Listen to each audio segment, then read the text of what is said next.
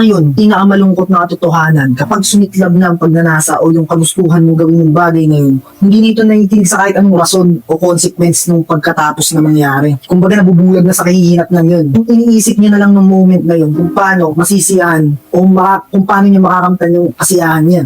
Ngayon, isang action na to, yung sumira sa buong buhay nilang dalawa. Pero hindi niya inantala yun kasi yung puso at isip niya punong-puno ng pagdanasa dun sa moment na yun o kay Tamar. Malamang mahuhulaan mo kung ano yung sunod nangyari. Dahil mas malaki si Amon at mas malakas, pinilit niya yung sarili niya dun kay Tamar. Ninakaw niya yung nag-iisang bagay na napakahalaga dun sa babae na yun. Ayun, mayroon pang isang nakakabahala dito sa kwento na to. Alam mo ano, kapatid niya, si Tamar. Kaya bakit ko sinasabi sa inyo yung tungkol dito kay Amon at Tamar? Ginagawa ko to, kinikwento ko to para ipaalala sa inyo na kapag ginawa mo yung kasalanan sexual, 3 bagay ang namamatay. Sinasabi ng Biblia, kapag ang pita ng pagnanasa ay nanganak, pinanganganak ang kasalanan, at kapag ang kasalanan ay lumaki, nagsisilang ng kamatayan. Ang unang-unang mamamatay, alam mo ano, yung relasyon nila bilang magkapatid. Isipin mo kung paano ay babalik yung relasyon nila bilang magkapatid sa ginawang pagnanasa ni Amon sa kanya.